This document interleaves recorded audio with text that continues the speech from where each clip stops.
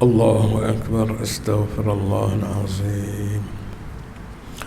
أستغفر الله العظيم. أستغفر الله العظيم. الله أكبر.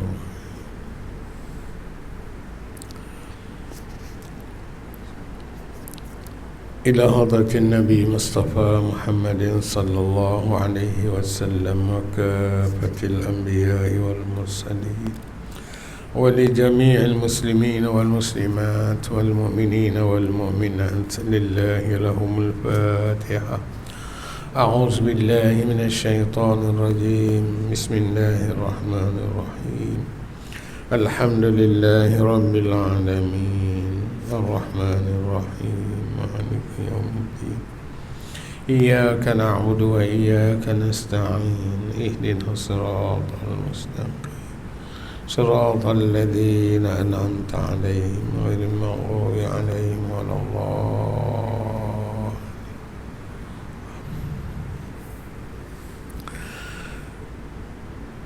بسم الله الرحمن الرحيم. الحمد لله والصلاة والسلام على رسول الله وعلى آله وصحبه ومن تبعه ووالاه.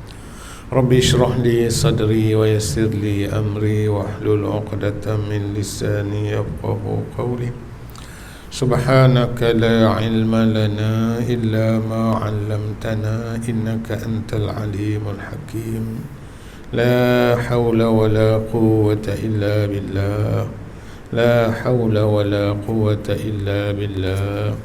لا حول ولا قوة إلا بالله. Tuan-tuan para jamaah yang dirahmati Allah sekalian, Assalamualaikum warahmatullahi wabarakatuh. Jadi alhamdulillah, kita panjatkan syukur kehadrat Allah Subhanahu wa taala, yang mana pada malam ini alhamdulillah kita diberi peluang lagi untuk bersama dalam majlis ilmu kita insya-Allah. Dan inilah yang sama-sama kita nak merasai bahawa ruang dan peluang Allah bagi ini kita tak tahu sampai bila. Maka dengan sebab itu kita gunalah peluang ini sebelum ditarik balik oleh Allah Subhanahu wa taala. Yang kedua, tuan-tuan, kita sekarang sedang berada dalam suasana COVID-19 yang nampaknya meningkat dari hari ke hari kebelakangan ini. Jadi yang pertama sekali, sama-samalah kita jaga SOP-nya.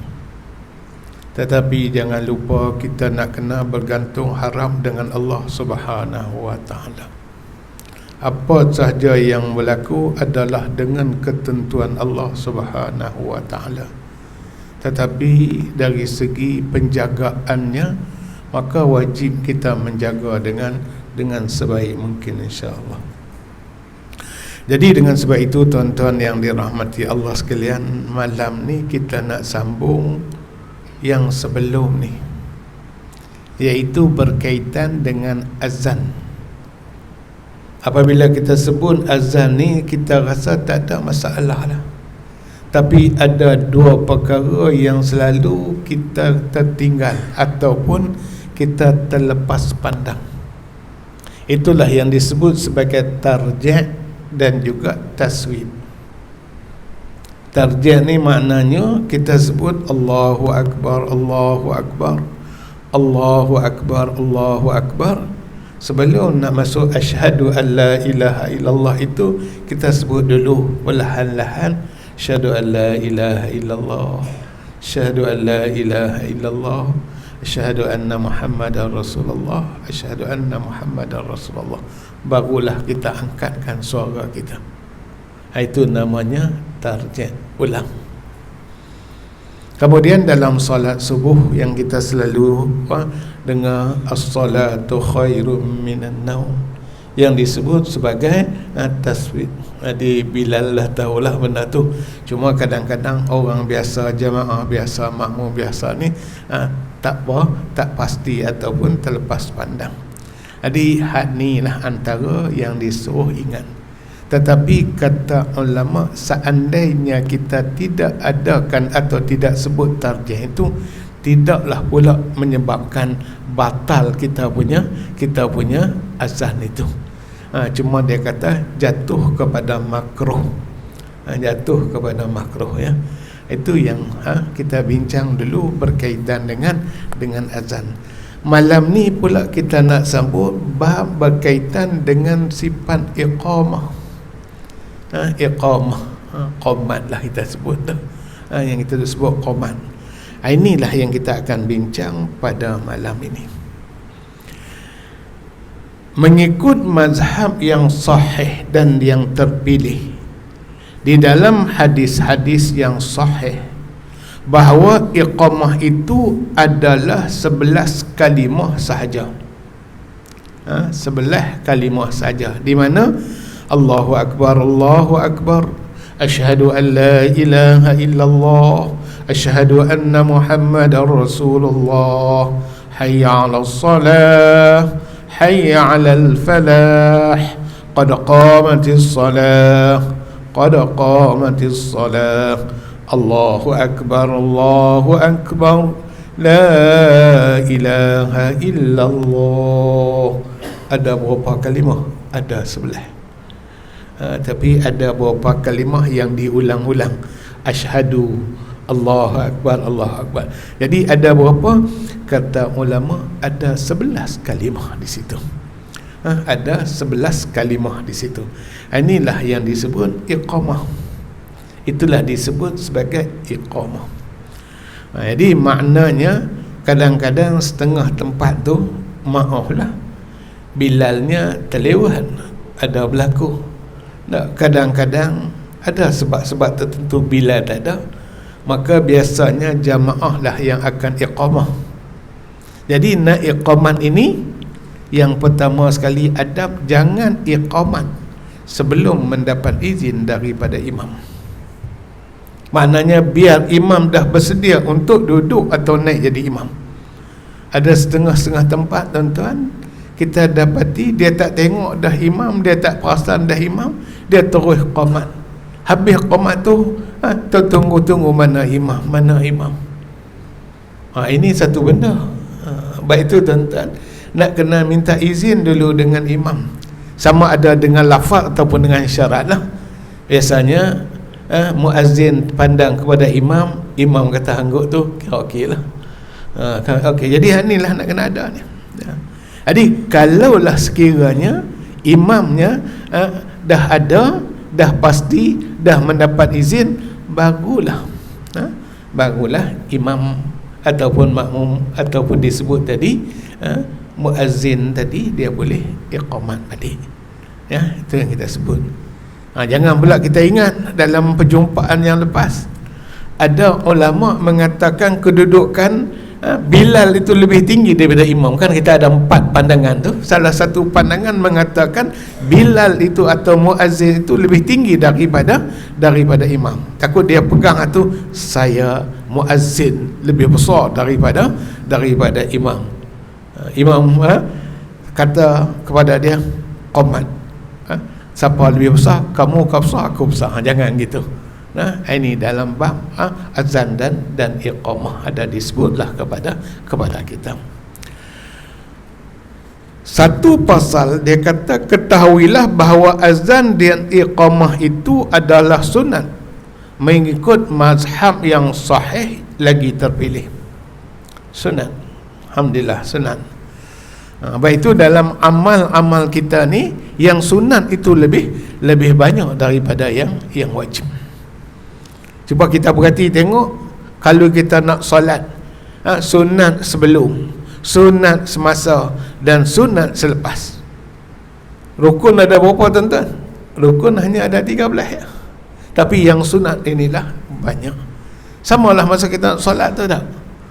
Jadi itulah antara yang disebutlah kepada kita. Sama ada azan solat Jumaat maupun yang lain daripadanya. Lain daripadanya. Ini disebut kepada kita, sama ada solat Jumaat ataupun solat yang lain. Berkata setengah sahabat kami bahawa kedua-duanya adalah fardu kifayah. Apa makna fardu kifayah ni? Maknanya kalau ada yang melaksanakan, terlepaslah kita punya dosanya. Tapi kalau tak ada orang azan, tak ada orang iqamah, maka semua kita akan berdosa. Dengan apa? Sebab tak ada ni. Inilah kadang-kadang payah juga nak azan ni tuan-tuan. Kalau tidak melalui latihan lah, apa-apa pun melalui balik latihan. Kadang-kadang azan pun satu hal juga. Dia tengok orang azan, dia pun azan. Kadang-kadang dia pergi ke masjid India, dia pergi masjid tertentu, azannya Allahu Akbar, Allahu Akbar, dia pun balik buat Allahu Akbar juga. Itu satu benda tu. Nah, jadi dengan sebab itu azan ni pun dia ada kursus dia. Ada kursus dia. Jadi maknanya tak semua orang boleh tuan. Samalah mereka yang belajar bahagian agama pun tak mestinya betul, ada lagi salah. Samalah nak jadi imam, samalah nak baca Quran. Orang kata takkan balik sampai masjid baru baca Quran tak betul. Maknanya masih ada lagi kesilapan-kesilapan. Tapi mungkin kesilapan besar tu tak ada lah, tapi kesilapan-kesilapan kecil masih ada. Jadi sebab itu apabila nak azan ni tuan-tuan, pertama sekali makhraj nak kena betul lah, sifat huruf nak kena betul, sama dengan Quran lah. Cuma dari segi suara lagu mungkinlah tidak sama. Ada orang Allah bagi suaranya lebih, ada setengah orangnya dari segi suaranya kurang dan sebagainya.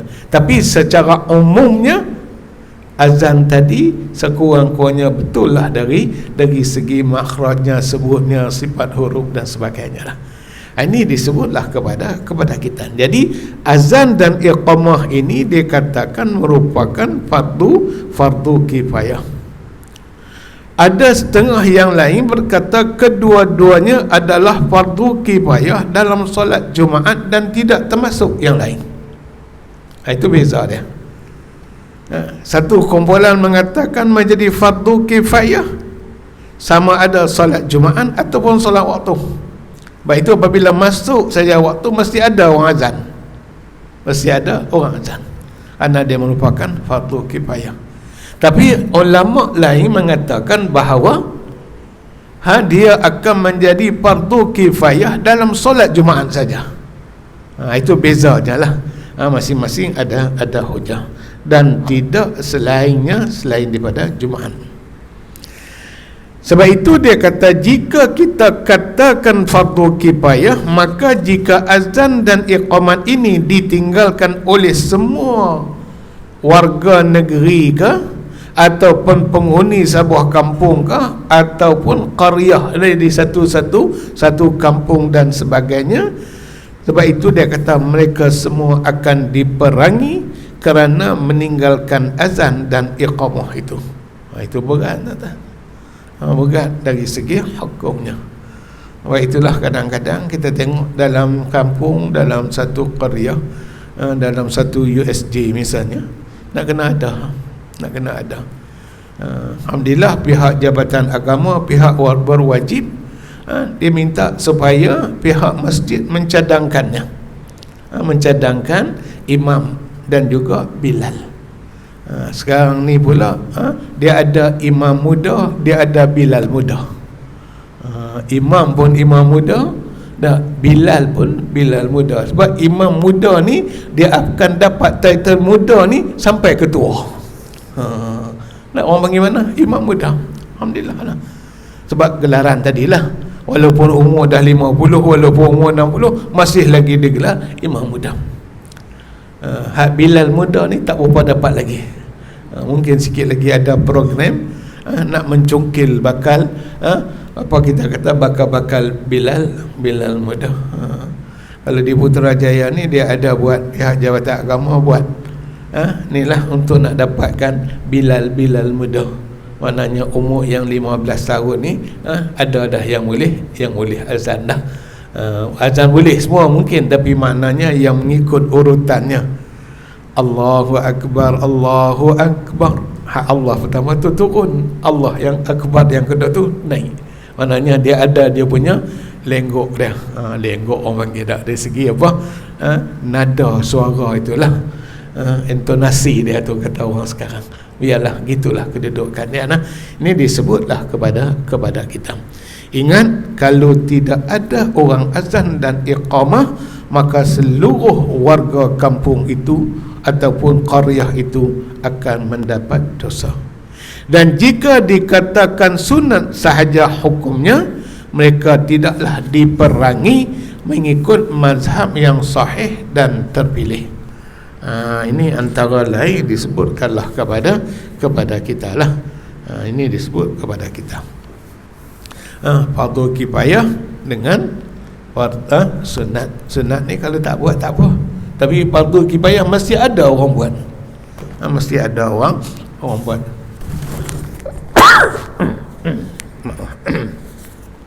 Allahu Akbar. Ini antara yang diberi peringatan kepada kita.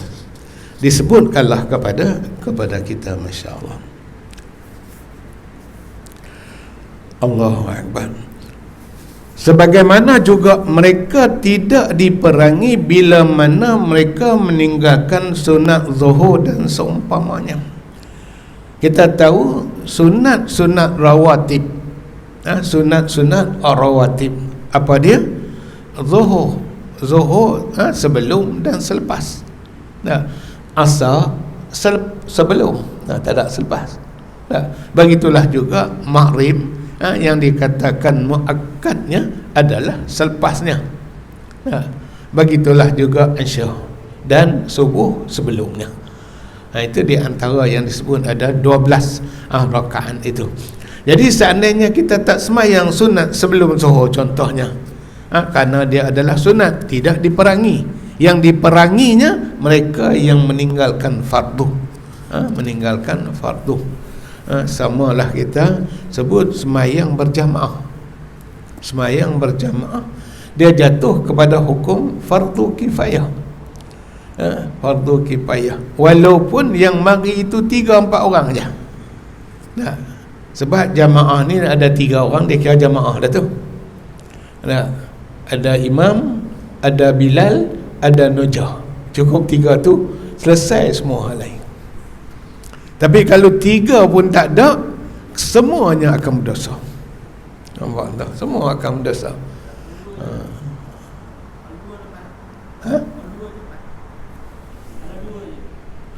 Dia sebut jamaah ni isnani ala fawqaha jama'atun. 2 dan lebih lah. 2 lebih. Ada setengah orang kata 2 boleh kah? 2 tu tak apa nak cukup elok, ambil 3.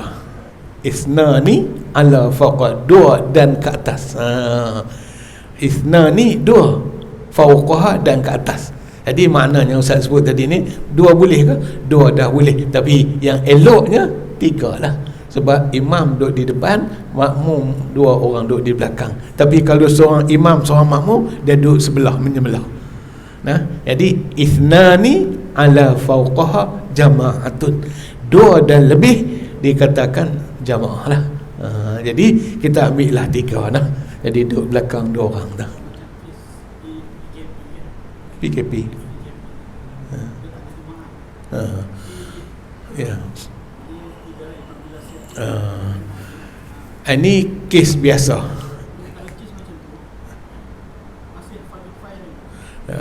Jadi kes biasa yang kita sebut ni, tapi kes yang luar biasa itu cerita lain. Macam kita ikut kaedah biasa, semayang duduk dekat-dekat. Tapi dalam kes yang luar biasa seperti mana PKP yang ada hari ini, kan semua ulama kata adalah dibenarkan kerana dia membawa kepada mudarat. Itu ya kaedah dia. Yang nak sebut ni mengikut kaedah biasa. Ada kes-kes luar biasa. Misalnya semayang tu 4 rakaat dalam kes biasa. Tapi dalam kes musafir dia boleh jamak dan qasar. Itu maknanya dia ada suasana yang bezalah. Jadi itulah kalau semayang lah di rumah dan sebagainya, itu cerita luar biasa lah saya. Ini yang maknanya cerita di rumah, di masjid dan sebagainya lah. Ini antara yang disebutkanlah kepada kita, masya-Allah.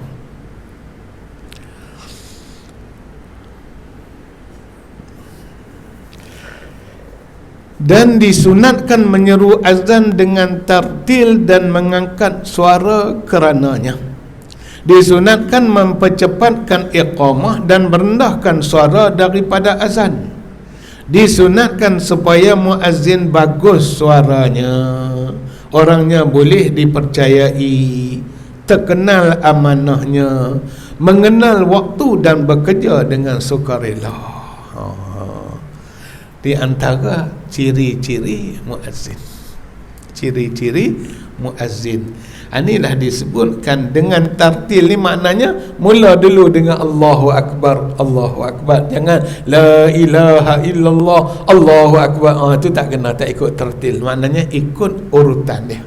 Nah, ikut kaedah dia. Itu diajar kepada kita.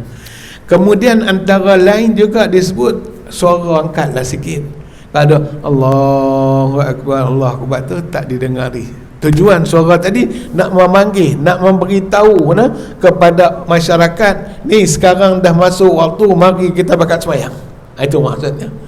Tapi alhamdulillah hari ini kita ada alat pembesar suara dan sebagainya, banyaklah membantu.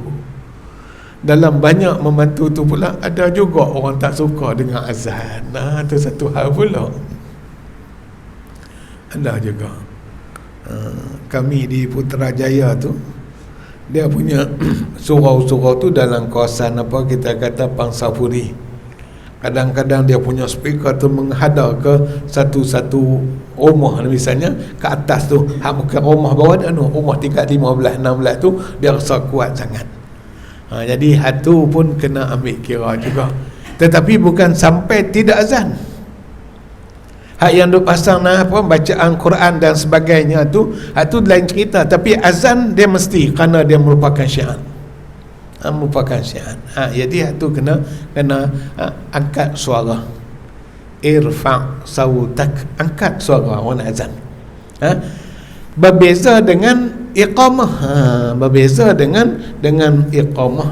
Iqamah dia suruh mempercepatkan dengan merendahkan suara. Cepat macam mana? Jangan pula Allahu Akbar macam duduk takbir hari raya pula dah panggil. Ni maknanya dia suruh cepat. Allahu Akbar, Allahu Akbar. Tadi nak bagi tahu masuk azan. Hak sekarang ni maksudnya nak ajak sembahyang. Baik, itu tuan-tuan perasan tak? Khatib apabila dia habis baca khutbah yang kedua, aqulu qawli hadza wa astaghfirullah azim semua, apa dia kata? Aqimis solah. Maknanya bangun solat. Kadang-kadang hadut tidur, kadang-kadang hadut tak tahu di mana lagi. Maknanya suruh bangun. Itu dia kaedah dia lah. Jadi disebutkan dengan merendahkan suara daripada azan. Jangan pula qomat tu lebih kuat daripada azan pula. Itu yang disebutkanlah kepada kita. Dan seboleh-bolehnya muazzin itu suara yang baik, suara yang bagus dan sebagainya. Dalam kelompok itulah. Tapi kalau dalam kelompok tu dialah yang paling bagus berbanding orang lain, dan pergi di masjid lain tu suara lebih baik, itu cerita lain, cerita tempat kita. Jadi banyak lagi nak ambil kira. Kadang-kadang suara baik, tapi dari segi yang lain, dari segi amanahnya, segi waraknya dan sebagainya, Allah alam. Ada pernah berlaku dulu, dia dilantik sebagai imam rawatib. Dia tak nak. Jadi dia dilantik juga. Akhirnya petang-petang dia berjoging pakai seluar atas pada lutut sikit. Jadi apabila tengok jamaah macam mana imam kita, akhirnya dia ditarik balik. Jadi ini tak kenalah. Sebab itu nak lantik jadi imam, yang pertama sekali imam itu yang ada kriteria sebagai seorang imam. Begitu juga seorang muazzin. Dan nak jadi imam tu pun mesti disukai oleh jamaah. Kalau jamaah tak suka tak boleh. Itu di antaranya. Suka ni maknanya majority suka lah. Bukan kata 10 orang tu mesti 10 suka belaka. Tak ada tuan-tuan. Yang kita duk cerita biasalah. Jadi imam ni memang ada lah.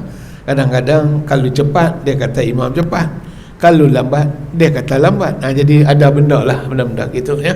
Ini antara disebut dia kepada kita, masya-Allah. Allahu akbar. Kemudian dia anjurkan supaya dia berazan dan beriqamah dalam keadaan berdiri, dalam keadaan bersuci dan di tempat yang tinggi. Dulu ni kalau nak azan dia orang cari tempat yang tinggi lah. Sekarang ni insya-Allah tak duduk tempat tinggi pun, menara tu tinggi, ada speaker duduk di atas tu jadi suara tu tinggi. Dulu dia orang naik tempat yang agak tinggi lah untuk nak laungkan azan. Tapi hari ni okey, tak ada masalah tu dah. Itu dah disebut menghadap dan menghadap ke kiblat. Menghadap ke kiblat. Jika dia berazan atau beriqamah dengan membelakangi kiblat atau dengan duduk atau baring atau berhadas atau berjunub, sah azannya. Tetapi makruh hukumnya. Dan makruhnya bagi orang yang berjunub adalah lebih berat, dan makruhnya boleh dia kata buat iqamah adalah lebih kuat lagi. Jadi inilah.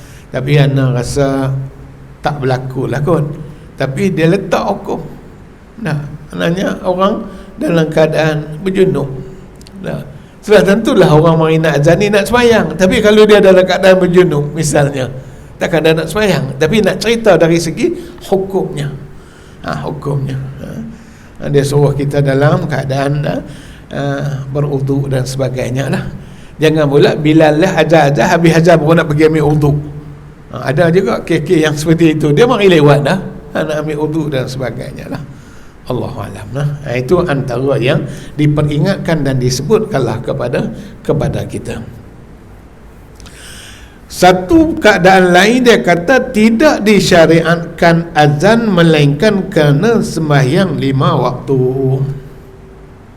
Hak sembahyang 5 waktu ni lah, iaitu subuh, zuhur, asar, maghrib, isya. Baik sembahyang yang hadir, yang ni ada maknanya tunai lah, maupun yang telah pun luput, yang ni qadha. Qadha. Tapi biasanya orang tak azan dah yang qadha ni, sekadar qomat ya nak. Tapi nak sebutlah kepada kita ada. Baik untuk orang yang bermustautin maupun orang yang musafir, sama ada sembahyang sendirian ataupun sembahyang berjamaah. Tapi realitinya kita hanya sekadar iqamah. Iqamah. Ini disebutlah kepada kita lah. Insya-Allah ni disebutlah kepada kita. Apabila seseorang sudah azan memadai bagi yang lain, maknanya jangan pula mari grup lain pula azan pula, mari grup lain pula azan pula. Bukan begitu nah. Macam kita pergi-pergi masuk-masuk jamaah dah sudah sembahyang yang sembahyang tamam, kita baru sampai kita nak azan pula. Itu tak payah, cukuplah sekadar qomat saja. Kalau nak qomat lah. Itu disebutkan memadai, kata dia, bagi yang lain apabila dia mengqadhakan beberapa solat pada waktu yang sama. Qadha ni sama ada qadha satu waktu kah ataupun qadha banyak waktu. Yang pernah kita sebut lah, macam kita katalah zaman muda, ataupun zaman muda-muda kita tinggal semayang. Kita ingat-ingat kita start semayang umur 40 contohnya. Anda ambil 40 je lah. Tapi ada berlaku umur 60 baru start semayang. Bagaimana dengan semayang-semayang yang tertinggal? Jadi kita ambil pandangan yang kuat mengatakan apabila tinggal kita berhutang. Apabila berhutang kena bayar. Cuma cara nak bayar itu sama ada bayar secara sekaligus ataupun bayaran secara ansuran. Maka dengan sebab itu kalau kita kata kita semayang maghrib ni, kita nak qadha 2 misalnya, ataupun kita nak qadha maghrib isya misalnya, memadailah sekali sudahlah nak semayang mula aja. Jangan nak sembahyang zuhur qada qomat lagi, mayang maghrib qada asar qada, tak cukup sekali dalam satu salat kita. Ini bagi orang yang qada, ya. Baik itu setengah ulama kata kalau kita tinggal sembahyang, kita buat yang sunat itu tidak diterima, itu yang berat dah.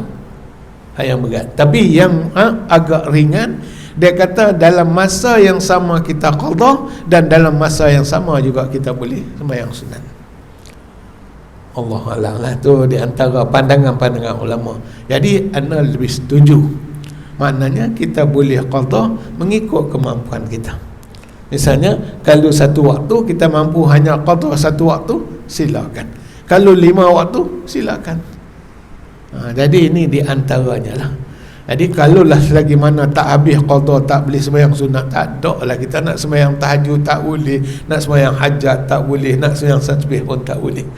Jadi maknanya kita berjalan serentak lah. Kita berjalan serentak. Itu yang kita ambil pandangan itulah, insya-Allah. Sebab itu dia katakan kepada kita, apabila menghimpunkan atau menjamak antara dua solat, dia berazan untuk yang pertama saja dan beriqamah untuk yang lainnya. Adapun untuk selain solat 5 waktu, maka tidak dituntun untuk azan tanpa ada khilaf. Hak sembahyang lain lah, nak disebutkanlah kepada kita. Kemudian ada solat yang dianjurkan ketika hendak didirikan berjamaah, kita hanya diseru ataupun diucapkan as-salatu jami'ah. As-salatu jami'ah. Itulah disebut dah. Mari semayang berjamaah, dia kata seperti semayang hari raya. As-salatu jami'ah, as-salatu jami'ah, as-salatu jami'ah, rahimakumullah, kita sebut gitu. Nah, jangan silap. Ini ada dulu ustaz cerita, ya, orang ngaji agama, tapi entah macam mana dia kata tak pernah semayang jenazah agaknya. Jadi balik kampung, orang suruhlah dia jadi imam lah. Jadi biasalah kita ni kalau tak biasa, kita tak nak lah. Jadi imam kampung lah jadi imam semayang jenazah ni. Jadi dia pun paling ke belakang qamat.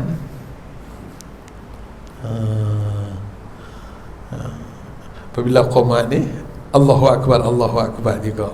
Jadi ini pun satu benda yang berlaku lah. Ini pun satu benda yang berlaku ya. Jadi iqamat azan ini dalam semayang 5 waktu. Ini antara lain dah disebutkan kepada kita. Begitulah juga semayang gerhana matahari bulan, semayang istisqa minta hujan. Ada yang tidak dianjurkan surat ini seperti semayang sunat sebelum dan selepas fardu dan sebagainya. Qabliyah dan ba'diyah tak ada lah. As-salatu jami'ah tak ada. Tak ada. Begitulah juga sunat-sunat mutlak yang lain. Ada yang terdapat perbezaan pendapat seperti semayang tarawih, semayang jenazah yang asah di bawah seruan seperti itu pada sembahyang tarawih, tidak pada sembahyang jenazah. Yang tak ada lah. Yang ini dah antara yang disebutlah kepada kita lah. Jadi ada yang disunatkan azan iqaman, ada yang tidak disunatkan. Kemudian tidak sah iqamat melainkan sudah sampai waktunya dan ketika hendak memulakan sembahyang. Itu dia sebut. Maksudnya ada dah masuk dah waktu dan di saat tu kita nak solat. Itulah dikatakan untuk memulakan iqamah. Begitu juga azan tidak sah melainkan sesudah masuk waktu sembahyang. Kecuali waktu subuh. Waktu subuh ana tak pasti di Selangor masih ada ke tidaknya orang panggil azan 2 kali. Wallahualam. Ada setengah-setengah tempat dulu ni, kami pun masa duduk di pondok dulu ni, kita azan 2 kali. Maknanya azan sebelum masuk waktu, tapi tak ada lah salatu khairu minan naum tu. Yang kedua barulah azan yang dah masuk waktu. Ini antara yang disebutlah kepada kita. Jadi zuhur, asar, maghrib, isya ni tak ada lah. Dia mesti masuk waktu. Dia mesti masuk waktu. Ini antara yang disebutkanlah kepada kita, yang sudah disebutkanlah kepada kita. Begitu pula azan tidak sah melainkan sudah masuk waktu sembahyang kecuali sembahyang subuh. Maka boleh azan sebelum masuk waktunya. Ini ada perbezaan pendapat tentang waktu yang dibolehkan berazan, dan yang asahnya boleh berazan sesudah tengah malam. Lepas tengah malam tu boleh azan, dia kata. Ada pendapat yang mengatakan pada waktu sahur. Waktu sahur ni belum lagi masuk subuh, dah di penghujung malam. Dan ada yang mengatakan pada semua waktu malam, tetapi pendapat yang ini tidak boleh dipegang, kata pengarang sendirilah, kata Imam Nawawi, yang kata bila-bila masa pun boleh, tak ada. Cuma ada yang mengatakan selepas tengah malam, dan ada yang mengatakan di waktu sahur. Yang kita berjumpanya maknanya di waktu sahur, tengah malam ke-12 dan sebagainya lah. Wallahualam. Cerita tu macam cerita macam lucu, tapi tak tahu betul ke tidaknya. Cerita muazzin, dia ada azan waktu subuh. Mari semayang ada 3 orang. Tiba-tiba satu hari semayang ada azan, dalam pukul 8, pukul 9. Habis azan, orang ramai pun pakat turun. Pagi pakat turunnya, Bilal, dia panggil Bilal juga. Gila ke azan waktu ni? Dia kata Bilal azan. Muazzin tadi, sebab azan waktu pagi. Kata Bilal, sebab apa? Dia kata, ini bukan waktu subuh lah, ni waktu pagi, waktu duha. Mana ada azan ni? Dia kata, rupa-rupanya waktu ni ramai orang turun. Aku azan waktu subuh tadi, tak ada orang turun. Dia kata, kata Bilal tadi lah. Jadi maknanya ada jugalah manusia macam tu. Tak tahulah betul ke tidaknya, tapi ada cerita-cerita yang macam tu. Jadi mudah sangatlah nak hukum orang gila ke, orang bodoh dan sebagainya lah. Jadi ini bendanya. Baik itu dalam agama kita, orang yang azan mesti menunaikan hak sebagai seorang muazzin, dan jamaah atau anak qaryah yang dengar hendaklah turun sama-sama menunaikan sembahyang berjamaah. Ini antara yang disebutlah kepada kita dan dinyatakanlah kepada kita lah, masya-Allah. Jadi ini ada beberapa pandangan. Berbalik kepada orang perempuan dan khunsa, boleh beriqamah dan tidak boleh azan kerana mereka dilarang mengangkat suara. Orang perempuan, orang perempuan, dan juga khunsa ni ada ke tak ada lagi, wallahu alam lah. Mungkin ada, tapi kita pun tak tahulah, ya. Tapi yang disebutkanlah kepada kita ni, orang perempuan tak boleh. Wallahu alam. Kalau orang perempuan boleh jadi imam, agak-agak macam mana tuan-tuan? Imam tu perempuan duduk di depan. Wallahu alam lah, ya. Jadi maknanya Islam telah meletakkan sesuatu hukum itu kena pada tempatnya, kena pada tempatnya. Jadi sebab itu tuan-tuan yang dirahmati Allah, dalam bab azan dan iqamah tidak terkecuali, semua orang boleh azan dan juga boleh boleh iqamah. Tapi masih ada orang yang tak boleh azan. Pernah berlaku, tapi kisah lama. Masa tu anak duk bekerja di Wisma Baitul Mal Jalan Ipoh.